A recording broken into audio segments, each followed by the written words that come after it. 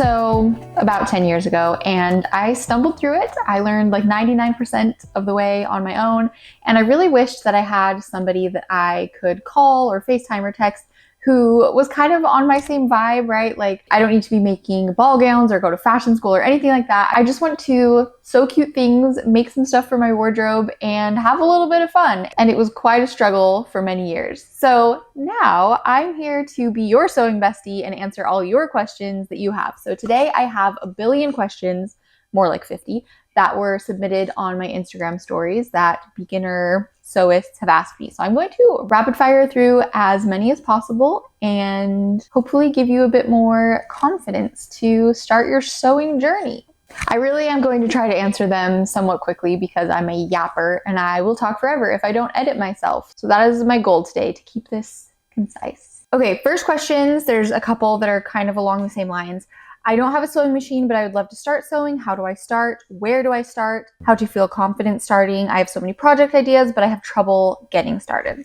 First and foremost, I just wrapped up a 5-episode series here on YouTube that is all about learning to sew. It's called Learn to Sew, aptly named. And like I said, it's 5 very in-depth episodes that go through sewing tools I would recommend, machines, fabric, patterns. There's a beginner project in there. So if you really want to learn to sew and you're starting from zero, or even if you're not starting from zero, I would highly recommend watching those episodes. You can kind of turn them on like a podcast, have it running while you fold your laundry or go about your business. Or I've had people say that they like get together with their friends and like watch the episodes. So if you're interested in that, great. No pressure. But just in general, beginner and decision paralysis is so real and so valid. I recently started learning to crochet and I kind of feel the same way, where I don't know where to start or what projects to start with because I'm afraid of wasting my time, right? Like choosing something to do and it doesn't turn out or whatever, and I feel like I will have wasted so much time. So my biggest piece of advice is just to lower your expectations. Not that you should expect things to turn out poorly, but just keep in mind that the first things you're going to make won't be perfect. They'll probably be a bit wonky, and that is totally okay. Try to get into the mindset that sewing is not just about the end result and the garment that you make at the end of it, but it's also about the entertainment and kind of self-care that goes along with just the process of learning to sew. So even if you get to the end of a project and it didn't turn out how you wanted it to, you still learned something along the way. Even if it feels like you didn't, I promise you did learn something. And likely you were able to have a little bit of you time, work with your hands. You know, it's just such a meditative act to me. Even when it's not going perfectly, spending that time on something that you want to do for yourself, it really is so valuable no matter how the project turns out. So in that frame of mind, it doesn't really matter where you start or what project you start with, because every minute you spend at your sewing machine gets you farther into your sewing journey, teaches you something new. So try to kind of frame your mind that way, and I think that will help you get started. Follow-up question, how big of a project should you start with? All my ideas seem too big, but I don't know where to start. I think you would actually be really surprised of how much you can accomplish as a beginner. I don't want you to be picking projects that are just chosen for their ease. Like, don't pick something just because you're like, oh, this will be easy. Like, don't just make a pillowcase because you're like, well, a pillowcase will be easy, if you don't actually care about the pillowcase that you're making. As long as you pick a project that you are excited about and motivated to finish, I think 99% of the time you will find that you actually do have the skills and motivation to get it done. With that being said, I did make a tote bag tutorial very recently that is designed literally to be your first project if you want it to be. If you've done projects before, it would still work for you, but it's very easy. It's just rectangles and straight stitching. There's no fancy stitches. There's no crazy shapes. There's no like wacky techniques. It's very straightforward, but also extremely cute in my opinion. So feel free to check that out. Next question, can you share some recommendations for easy beginner patterns and projects? I talked in depth about sewing patterns, where to find good ones that I recommend in episode 4 of the series I did. So you can go watch that if you want like the full recommended list. I would first start with a YouTube tutorial that is very simple. My tote bag one that I mentioned is a good one. I also have a skirt tutorial that is also very simple. It is rectangles and straight lines as well. There is some gathering involved, which isn't really that hard, and I walk you through it. I've had a ton of people tell me that's the first thing they ever made successfully, so I definitely can recommend that one. And then from there, I would try a beginner-friendly pattern. The ones that I mentioned in that episode that I'll kind of run through the list again are the ginger tie top from Small Museum. Simple project, goes quick, doesn't take a lot of fabric. The Jill wrap skirt from Jessie Lou's Closet, kind of similar vibes there. Very straightforward, very simple, doesn't take a lot of fabric. The collage gather top from a Matchy Matchy Sewing Club is one that I haven't made personally, but I see a ton of people make it, and it's also very simple. Another one just popped in my head, the Allwell box top, I think that's what it's called, from Allwell Studio. I've also seen a ton of people make that one as a beginner project, so that would be a great one. And then if you're wanting to do something more in the knits category, the Honey Girl tee from Paradise Patterns is a really good like basic tee, and I think they have like a tank and dress expansion of it as well. So there's, what's that, like 4 or 5 patterns that would be great jumping off points if you want to start with a beginner friendly pattern. The next question is easily my most asked question, both when I did a call out for questions for this Q&A, but also just in general. I get this question like on every single thing I post ever. Best beginner sewing machine, and going along with that, what are basic things you need to start? What are the bare minimum essentials that you need to get started? So episode 1 in my series literally is covering all of these things in depth. What tools do I recommend to get started for a beginner? What's actually necessary? What's just nice to have? You can go watch that whole thing if you're interested. But in a very watered down version of that, I have always sewn on Brother machines, not for any particular reason except for that it was the machine I learned on. It was fairly cheap. I have had literally 0 issues with it. So I've had 3 Brother machines over the years, and all the ones I would recommend are Brother machines, like I said, just because I'm familiar with them. But the Goldilocks machine, that's kind of a perfect mix of medium amount of features and a very reasonable price, I would say, is the Brother CS5055. It's nothing fancy for sure, but it definitely gives you all the features you would need to start. It's not that expensive. In fact, I just looked yesterday and it's on sale at the moment, but I do think there are a lot of features to consider. So maybe, like I said, go watch episode 1 of the series if you want like all of the reasons why I suggest all of the different machines. And once again, I would recommend to not overthink it, because at the end of the day, I would say there are probably very few machines that you would be like screwing yourself over by buying, especially if you're going to get a cheap-ish machine with the expectation that if you love sewing and really get into it, then eventually you'll upgrade. And at that point, you'll know a lot more of what you want. I just wouldn't stress about it. I feel like you're going to end up picking a perfectly adequate machine and you will do beautifully. Sometimes I see sewing people like be real hard-nosed and suggest like, oh, definitely get this or don't get this or whatever. And it's just like, it's really not that deep. Like, you're going to be fine. You know what I mean? Maybe that's just me. Next set of questions, do I need to buy an overlock, and how necessary do you find your overlocker? So an overlocker or serger is a separate machine from a sewing machine. Sewing machine will do all of the necessary things you need. An overlocker or serger, its whole purpose is to finish your seams' raw edges. For example, look inside of your clothes and see like where the seams of your clothes connect, right? Anytime you stitch a seam and that seam is going to be exposed or visible, you need to finish the edge of it. Otherwise, it's going to fray. There are a lot of ways to finish your seams. And again, I wouldn't stress too much about it, because especially if you're following tutorial, a pattern, whatever, they'll tell you how to finish your seams. It's not something that you need to innately know in most cases. You may develop preferences for ways that you finish your seams over time. But yeah, it's not something that I think you need to worry a ton about, because you will try out and learn a lot of different ways for finishing seams as you work through different projects. Some common ways of finishing those raw edges. An overlocking stitch. Most sewing machines actually do have some sort of overlocking stitch, and I have a tutorial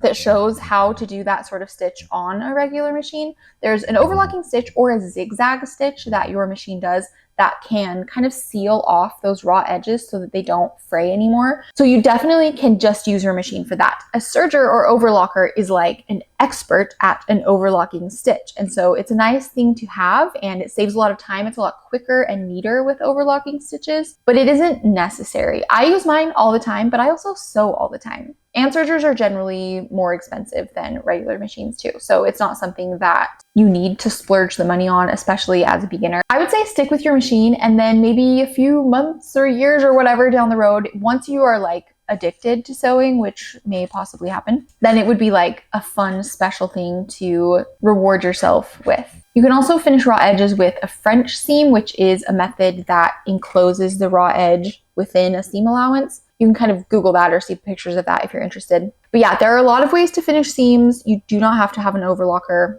so don't stress about that. And then I have quite a few more serger questions. A lot of people are curious about that.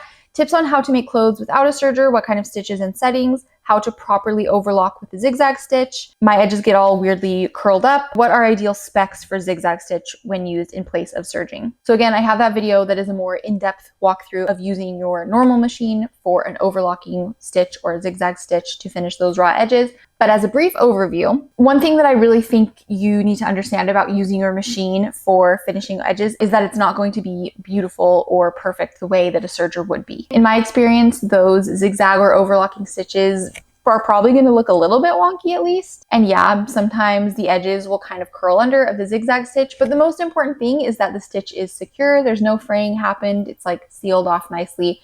If that's the case, I just wouldn't stress too much about the appearance. But if that's something that's super important to you, is making like the inside seams of everything look like immaculate, then maybe a serger is something to consider for you. I've always kind of felt like if I'm the only one seeing it and it's secure, then I don't really care too much, but that's just me. As for settings on a zigzag for your regular machine, I usually set my stitch length around a 1.8 and my stitch width around like a 6. Those are in millimeters, it will say on your machine. But I definitely would not say there is like one standard setting that is great for finishing edges. It really just depends on your fabric and your machine and how many layers you're sewing through. It just depends. So if you're using your machine to finish off raw edges, I would just play around a little bit with the settings until you find one that is working well for your situation at the moment. And there will be some fabrics, especially like really thin fabrics, are going to be more wonky looking and they're going to curl more. And like I said, if they are secure and not fraying,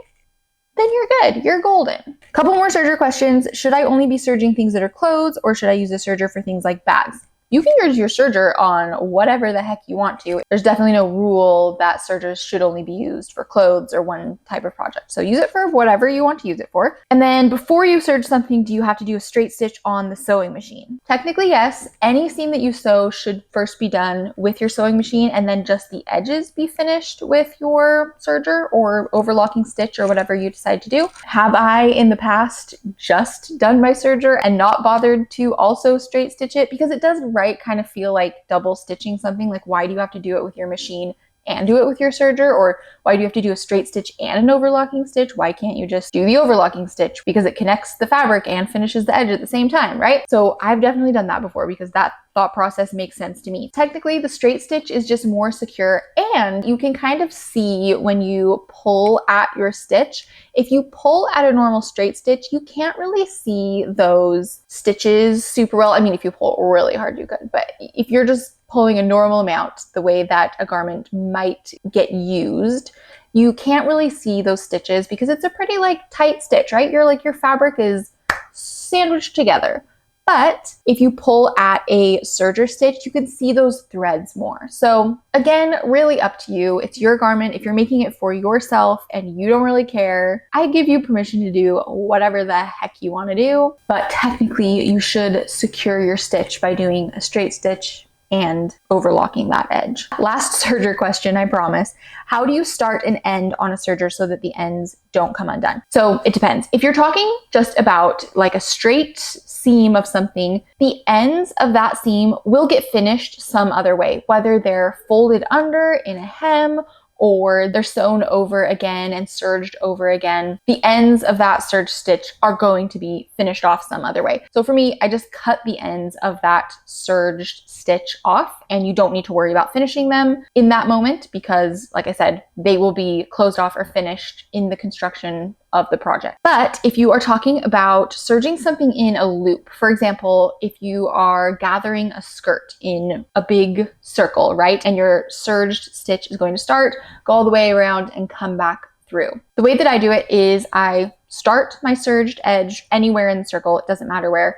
I start it, I go all the way around the whole loop of fabric. And then when I get back to where I started, I serge back over that edge a little bit, and then I run the serge stitch off the edge to kind of pull the fabric out. I'll cut a couple inches of that thread And then from there, I kind of take the serged thread and I pull at the threads a little bit until they sort of start unraveling. It's kind of hard to explain. It's more of a feel thing for me, but hopefully you can kind of see with this visual. I pull at the threads until a couple of them in particular kind of start to knot. They will pull themselves into a knot once you start pulling gently at them. And then from there, once they're kind of all knotted up, I'll just trim off the ends. That's how I have always done it. I've never had problems with unraveling or fraying. That seems to hold the overlocked thread really well. And that is 100% a technique that I have kind of just picked up on my own, and it felt like it was working well enough, so I never changed it. So if there is some technical, official way that you're supposed to finish your serged threads, it hasn't done me any harm to not have discovered it. Okay, hopefully we don't have to talk about sergers again for a very long time. How do I know which fabrics to use? I could talk about this for a very long time, and I did in episode 2, which is all about fabrics, and I believe it's my longest episode as well. I have a lot of thoughts about fabric and tips too. So you can go watch that if you want the whole rundown, but in a very, very succinct manner. The 3 pieces of advice I would give you when choosing fabric. Number 1, if you're using a pattern, they will probably tell you what type of fabric to use. Maybe not specifically as in like they send you a link for the specific fabric that you should buy, but more of they will give you a suggestion on the content of the fabric, the weight of the fabric, maybe even some suggestions of types of fabric not to use. So if you're using a pattern, look to that advice to guide you. Second piece of advice is to look in the tags of your own clothes. I can understand it being difficult to grasp like the nebulous types of fabric there are and like what those feel like and what ones you prefer and whatever. Obviously, going fabric shopping is a great thing to do. Feel all the fabrics, even if you're not going to buy anything. Just go into the fabric store, feel all the fabrics, and look at the bolts of fabric, and it will tell you what the content is. Take pictures, take notes, whatever. But also looking at the tags of your clothes will tell you the content in your clothing. So if you have like a dress that you really love the fabric of, look at the tag and it will tell you what type of fabric it is. So you can learn a lot by doing that. And then third piece of advice that I hope isn't annoying, but just with each project you do, the more you practice, the more you learn about different types of fabric and what kinds of fabrics you like. Chances are you're not going to nail fabric selection right off the bat. You'll probably choose fine enough fabrics, but just with experience, the more things you make, the more you learn about the fabrics you like and what things you would prefer to use on different projects. So motto of the day, don't stress over it, don't overthink it, just choose something, move forward, and be happy that you're learning along the way. And literally, if you choose a fabric that does not work well, you learned a huge lesson. And isn't it great that you're going to take that knowledge into all your future sewing projects? I think so. All right, how to know how much fabric to buy when you haven't chosen a pattern yet? I have been shocked at how often I was asked this question after episode 2,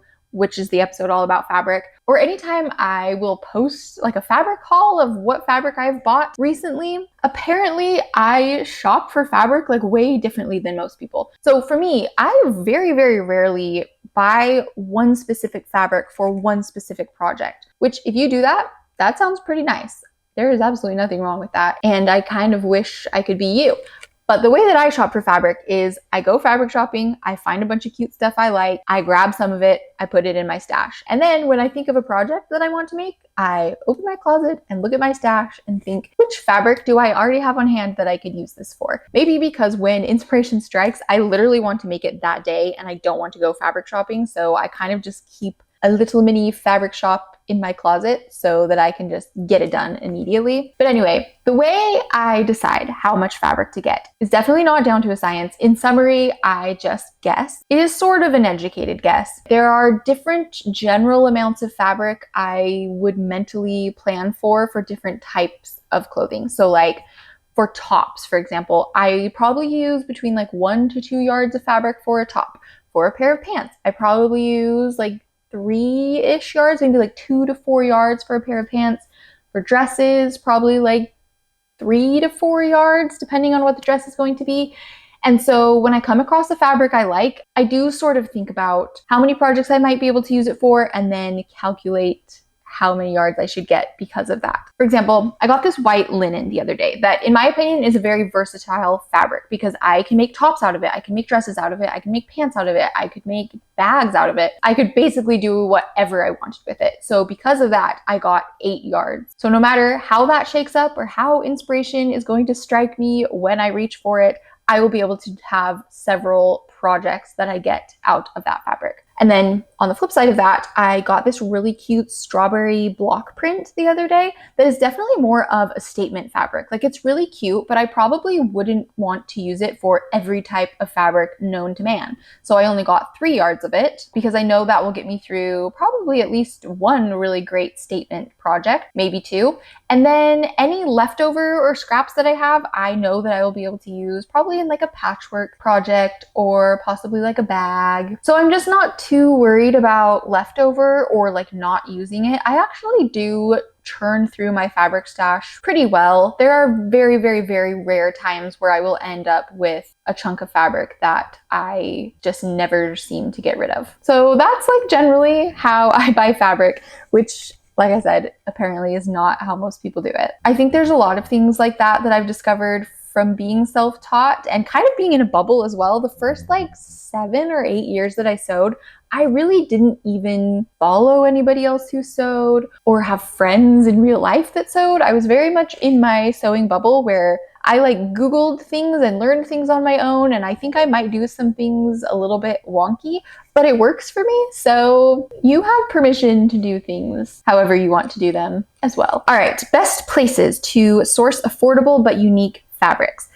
Thrifting. If you care a lot about things being affordable and unique, I feel like your best bet is going to be thrifting. There are a lot of like bed sheets and curtains and things like that you can find at most thrift stores. I talked about this in episode 2 as well. I don't always have a lot of luck thrifting fabric, and I've kind of come to peace with that. I still go fairly often, try to look for things. Some people are really lucky and really talented at thrifting, so definitely try that out. But if you are wanting like super cute, high quality, great fabric in as many yards as you want them in, you do need to pay for it, which can be kind of a bummer. I totally understand that. So my recommendation would be to thrift or bargain hunt like 90% of the time, and then occasionally splurge on those like extra special statement projects that you buy extra special nice fabric for from like Blackbird Fabrics or Fluid Plus Drape or The Fabric Store. And if you want recommendations of where I shop and fabric stores that I would recommend, there are a billion of them in episode 2. How do you sew in a straight line? I feel like I keep running off the seam somehow. I have trouble sewing straight. Any tips and tricks? My biggest tip for sewing straight is to pay attention to the seam allowance guides on your machine, which are those little lines right to the right of your needle. There's that grid there of guidelines that you can follow. And on your sewing machine foot, there are little notches and lines that help you with the very small seam allowances. So I would definitely pay attention to those. My other tip of advice is to not be watching your needle directly, but to be looking out maybe like half an inch in front of your needle. I feel like where my eye stays is kind of at the corner, if you will, that L shape of your seam allowance guide, wherever that is, and then about half an inch out in front. So where kind of that corner meets is where my eye is. It's similar to, if you're a musician, this might be an apt comparison. It's similar to the way that if you are reading a piece of music, your eyes are not on what your hands are playing in that moment, but they're like a measure or two out ahead, seeing what's coming up next. So your brain is processing what's coming up while your hands are doing the actual in the moment playing. Hopefully that resonates with most or some of you. But when I'm sewing, I am looking a bit further out. I've also seen some people will take like blue painter's tape and like tape a very clear line of where their seam allowance guide that they're following is. I've never done that, especially because you would have to move it around for each time you do your seam allowance. In my experience, I would say within one project, there are usually multiple different seam allowances depending on what step you're at in construction. So that's an idea, up to you. But I think with practice, your seams will just get straighter over time. How to clean and maintain my machine. I've heard about getting your sewing machine serviced. What does that entail, and how often should you service your machine? So we went over cleaning your machine in episode 3. I took mine apart. Showed you how I cleaned mine out. You should be cleaning general dust and lint out every so often. I would say I do mine maybe 2 to 3 times a year, which I know is less than I should do it. I just kind of forget. So no pressure if you forget as well. I would say if you're sewing frequently, maybe every couple months would be ideal. And if you sew on a more casual basis, then maybe a couple times a year is adequate. But that's just to clean out like the lint that kind of gets stuck in your machine. When you take it in to get serviced, which is basically like getting your car detailed and like tuned up, you take your machine into a sewing machine shop and they clean it super well. They have all of like the tools and expertise and knowledge to clean your machine super, super well. They oil your machine, which is something that I've never done myself. I know some people oil their own machines. It's not something you have to do super duper often. So don't stress about it if that sounds overwhelming to you. They oil your machine, they clean it out, and then any parts that have wear to them, like light bulbs, for example. I've had light bulbs that will burn out and those will get changed when you get them serviced, or any parts that have wear to them. Your sewing machine person will identify that and switch it out. So every time I've gotten my sewing machine serviced, it comes back sewing like a dream. So I really need to do it more often. I've really only had my machine serviced a handful of times, and it usually comes about because there was like an issue or problem with my machine. I went in to get it taken care of, and then while I was doing that, I also got it serviced. So if you Google it, it's recommended to get your machine serviced every like year-ish. I think if you're like a casual sewist, I should probably do mine more often than that. You may be sensing a theme here where I don't always do what I'm supposed to do or what I should do. But like I said, I've had mine serviced a handful of times over the last 10 years and my machine runs fine. As for picking a sewing machine shop to get it serviced at, I would just go on like Google Maps, look up a sewing machine shop, and I would pick one that is like a small mom and pop, like small business, locally owned, good reviews. That's always how I have found the shops that I've gone to, and I've had really good luck, actually. I've lived in several cities over the last 10 years, and I've always been able to find a shop where the people are super friendly and helpful, and I don't feel like I'm getting schmoozed out of anything. A lot of times I've gone in to fix something, and they've helped me for free, so I would just recommend not being scared of it, because I actually am scared of asking for help in almost every scenario of my life. If I have to go take my car in to get fixed or serviced or detailed or whatever, I feel like such an idiot. I feel like the people are looking at me like I'm stupid. I feel like they're talking to me like I don't know what I'm doing, which I don't, but I just hate it. I hate that kind of thing. Sewing machine shops, in comparison, I've had like night and day experiences from like my car experience. They're always nice. They're always helpful. They look at me like a peer, I think. So I would encourage you to not be scared if you're a person who is scared by nature. Which leads me to my thread keeps bunching underneath. I keep rethreading. What am I doing wrong? I'm struggling with an old sewing machine. Who should I ask about it? Help, my bobbin keeps tangling inside my sewing machine and making a complete mess. So with any of these like specific questions, which I did get quite a few, like this specific thing is happening to me, it is really, really difficult for me to diagnose the problem, right? Like in an Instagram comment, understandably so. So again, with any of these specific questions, I would either find like a friend or family member who sews that you can like be one-on-one with and kind of like show the issue to, or like send a video of it to somebody that you know. Or I have a group on Discord called the Sewing Besties group, which is just full of like really chill, sweet, wonderful, awesome people who like to sew, like to talk about sewing, may or may not have in-person sewing friends. And there are channels in that group all about this type of thing. There's one for like machine help. There's a channel for like fabric help or fabric recommendations. There's a channel for just like showing off the things you make, which is my favorite channel. I love to just browse in there and see the cute stuff all you guys are making. There's a bunch of different things in there. So you could go in that group and ask for help if you want to like explain more thoroughly like the issue you're having, see if somebody else maybe has an idea about it. And then if you've tried either of those things, haven't had a ton of luck, again, I would take it into a sewing machine shop and see if they can help you out. How to read a sewing pattern. Super valid question. Sewing patterns can be really confusing, especially as a beginner or as someone who is self-taught like me. Sewing patterns were very intimidating to start. So I could once again talk about this forever, and I did in episode 4 is all about sewing patterns, how to read them, what they entail, all the different components of them. So if you're wanting to get into sewing patterns but feeling really stumped, I would go watch that episode because there is so much information. I really can't even touch it without going on a 30+ minute spiel about patterns. Tips for laying the fabric flat for cutting, folding it properly without tilting it, and general precision tips. How to tell if you're cutting the fabric on the grain. So if you're worried about precision when cutting your fabric, my recommendation would be lower your expectations a bit. As long as you're like trying to be precise in any way, you're going to be fine. You're not going to mess it up that bad, especially with the grain line, which is something that we talked about in episode 4 when we did that deep dive into patterns. Each pattern piece will have a grain line, and you want to line that grain line up as well as you can with the grain of the fabric, which is parallel to the selvage edge of the fabric. This is all sounding like gibberish to you. You can go watch that episode. We talk about it a ton. But I would not worry too much about getting it like exactly a perfect parallel angle. If it's tilted a teeny bit, really nothing horrible is going to happen. It's going to be totally fine, especially if being so precise is making the cutting part of sewing a pain in the butt or making it take a super long time.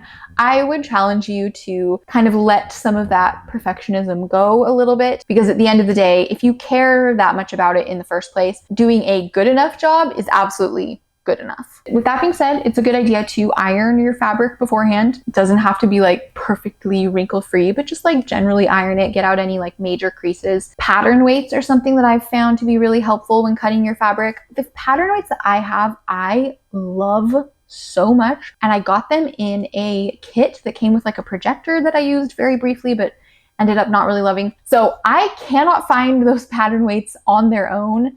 I've looked for ones that are similar and I haven't really had any luck. Maybe I just need to look harder. But any pattern weights will probably do the trick just fine. And even if you don't have pattern weights, I only started using mine a few months ago. And before that, I would just look around the room and grab any like small, heavy-ish object to use as a pattern weight. So pattern weights, ironing your fabric, those types of things are helpful. How do you cut a straight line? Mine always end up a bit wonky. Such an embarrassing one, not embarrassing at all. But any tips on cutting fabric in a straight line? I'm struggling, it slips. And how do you cut big pieces of fabric in a straight line? I can't see the grid lines. Okay, I swear by my straight edge, which is basically just like a giant ruler. But my sewing setup, I feel like I have down to a science, and I could not recommend it more. I always cut my fabric with a rotary cutter, a cutting mat, and a straight edge. I use those 3 things in concert with each other with every project that I'm cutting out, whether there are pattern pieces or not. So even if a straight edge feels like it's just a quilting tool, which I think technically they sort of are quilting tools, I use them all the time. In fact, I would probably use my straight edge for like measuring more than I even use my measuring tape. Always out on my table, easy to access. I'm looking at it right now. So if you're struggling to cut straight lines, a grid, straight edge, rotary cutter, and I feel like you'll be golden. Okay, how to make clothes according to your body without a pattern. So this is probably my favorite way to sew, and how I kind of taught myself to sew is by self-drafting things without a pattern. And I do believe that this could be an episode all in its own, so maybe one day I'll do a more exhaustive tutorial on self-drafting. But my tips for making clothes without a pattern would be to use clothing that you already own that fits you well. So for example, you could take a t-shirt that fits you well and like fold it in half and kind of trace around it to use as a base of making your own type of pattern, right? And if you know it fits you well and it kind of has like a general shape of the garment that you're going for, you can use that as a starting point. And then after you've traced it, kind of tweak it from there, make little different changes. And then a big part of making your own clothes that way and self-drafting things is to expect it not to be perfect right off the bat. Sometimes you have to make a couple like quick and dirty versions until you have the fit kind of at a place you want it to be. So let me know if you want a more in-depth tutorial on that. Oh, I love this question. Okay, how to get the confidence to wear the garments that you've sewn. I love this because it's crazy to think, but when I started sewing my own clothes, I actually started by sewing clothes for my daughter, who was a baby at the time. When I started sewing clothes for myself, I remember feeling like that. I remember feeling like if I go out in public, everyone's gonna be looking at me and they're gonna know that these pants I made are handmade, and they're gonna know that the seams look weird on the inside, and they're going to fall apart. They're gonna just fall off my body the second I sit down. These pants are just gonna disintegrate. I totally felt that way. So it's very valid if you have similar feelings. So my advice for that, first of all, no one's looking at you unless it's in like an admiring way. I promise the clothes that you have made yourself are just as well made, maybe even more well made than the clothes that you buy at the store. They're not going to fall apart. They don't look weird. You look totally normal and beautiful and cute and wonderful, and I'm proud of you. So my challenge to you would be to wear something you've made. Even if you like get dressed, you look in the mirror and you're like doubting it. You're like, oh, I don't know about this. Wipe that thought from your brain. Just walk out the door, go about your business, preferably on a day where you like have a lot of errands or a lot of things to do, a lot of places to be, so that you are out of the house. You do not have the opportunity to change your clothes for like the full day, ideally. And then once you start forcing yourself to kind of push past that barrier, then it will be extremely normal to you. And maybe you will be like me and you will start feeling more confident in the clothes you made yourself. I've also found it incredibly helpful to follow other people on Instagram who also make their own clothes, because then you see all of these people. It's like safety in numbers, right? You see all these people making their own clothes, looking cute in the clothes they've made, and it makes you want to make your own clothes and kind of like get in on the fun, right? How do you get back into sewing from taking a break and feeling uninspired? Very valid question again. And I think I'm going to use my same answer that I just talked about, which is to follow people on social media who are inspiring you. I get so much inspiration and motivation from Instagram especially, and I'll put a list in the description of a bunch of people who I love to follow who make their own clothes. I feel like social media gets such a bad rep for being like a wasteland of toxic garbage, and I get that, I really do. But in a lot of ways, I feel so like uplifted and motivated, especially by the sewing community online. There are so many great sewing people who are just like so chill. They're making cute stuff. They're being cute people. There's really no negativity that I've experienced. But yeah, I just find that so helpful to kind of take inspiration and be inspired by other people. Would love some advice on storing patterns and leftover fabric in a small space. Lots of scraps here. I will show you how I store my scraps and how I store my patterns, even though in this moment, I do not have a small sewing space, especially by any like standard terms. I am very lucky to have a whole studio where I can store all my sewing stuff. But up until like 4 months ago, my sewing space was extremely small and has been extremely small for the past 10 years. I have not had oodles of space to put my scraps or my patterns or whatever. As far as my patterns, I keep them in a folder box that I got at Target, and each pattern is folded up nicely into different labeled file folders. So that, in my opinion, is a pretty small solution. It hasn't taken up very much space. I've done it that way because it's out of the way of my kids' hands. It keeps things organized, but also accessible. So that's how I store my patterns. And then as far as storing scraps, so I have a big rope basket that I put all my little scraps in. Most of those scraps are like bias tape, and so I can grab from it when I need to bind something with bias tape. But for my bigger chunks, ones that are like less than a yard, so somewhat substantial, but I can't make like a whole garment out of them. They're more for like patchwork type things. I found that it's very helpful to fold them over cardboard, or you could use like cereal boxes or like scrap cardboard, or some people will use like gift boxes, like folded up cardboard gift boxes, so that they're more like a consistent size. But I started doing that a few years ago, folding it onto cardboard pieces, and I found that it helps the size stay consistent, so it can be a lot more like organized, but it also makes it more visible, so that not all the scraps are like folded kind of differently and shoved into corners, but they're all like more consistently folded and visible, so that when I have a project that I can use scraps for, they're all right there, easy to see, easy to kind of like spot what I have, what my options are. Because if the scraps are just shoved in the corner of the closet willy-nilly, then I won't really know what I have and I won't use what I have, right? So hopefully that helps a bit. Like I said, I know that in this moment right now, I am very lucky with the amount of space that I have, but all of those storage solutions are ones that I have used in smaller spaces and have worked well for me. Do you have any regrets about your projects? I think this is a very interesting question. It made me think a lot. And honestly, I think no. And that isn't to say that all my projects have worked out and that I have no notes on them. There have been a lot of projects that I've done that did not turn out well, and ones that were like not even wearable, especially over the whole 10 years that I've been sewing. For sure, that's happened a lot. But like I said at the beginning, every project I've made, whether it's been like a super successful garment that I want to wear every single day, or it's been one that didn't turn out like I planned, I always have learned something from it. So it's hard to kind of regret that. That sounds so cheesy. Maybe sewing was the friends we made along the way. And then going along with that, how do you stay motivated when something doesn't turn out as planned? What to do with garments that don't turn out well? Seems like a waste to throw them out. Absolutely true. I would definitely agree with that. As for motivation, like I said, I think it's such great practice to let things roll off your back. I know this isn't exactly the same thing, but when I started my first like handmade sewing shop business that I had, I was a very different person back then, a much younger person. And I remember when I would like make a mistake, like I would switch up an order or like send the wrong thing or like, I don't know, make any sort of mistake. It would eat me alive for weeks. I would not be able to think about anything else. It's like, oh my gosh, I messed up. I'm the worst person. I'm so bad, whatever, blah, blah, blah. And eventually, after so many times of making little mistakes, that makes it sound like I was doing a really bad job. I wasn't. I was fine. It was like normal human things, right? I did learn over time to identify the issue, solve the issue as best I could, find whatever solution made sense, do what you can, and then just move on and not think about it anymore. Because if there's nothing that can be done, thinking about it forever is like not helping, right?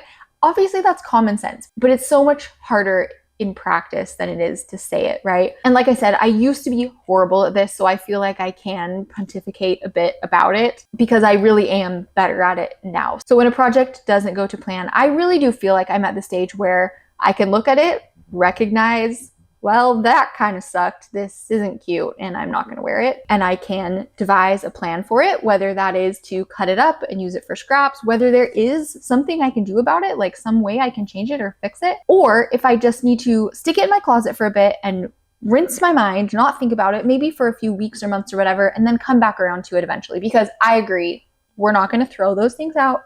That is a waste. We're not going to do that. I would say most of the projects that didn't turn out like I hoped, I was able to fix them some way, whether it was like a minor fix or like I just completely changed what it was, or I would cut it up and use it for scraps, which might hurt your soul a little bit to cut something up that you spent a bunch of time on. I feel your pain. I commiserate with you. If there's nothing you can do, like you just gotta cut it up and move on, right? You could also see if there's like a friend or family member who would wear it. Like if it's something that's wearable, that's just not your taste, you could give it to, like I said, a friend or family member or donate it. I would say that's like last resort. How do you keep your wardrobe from getting out of control? That is also a great question. I genuinely wear 99% of the things I make frequently. And for me, especially because my job requires me to make a lot of versions of one thing because I'm like working on a pattern or tutorial or whatever, and I need to make multiple things. I do try to be very mindful about what use each of those things is going to get, even though yes, like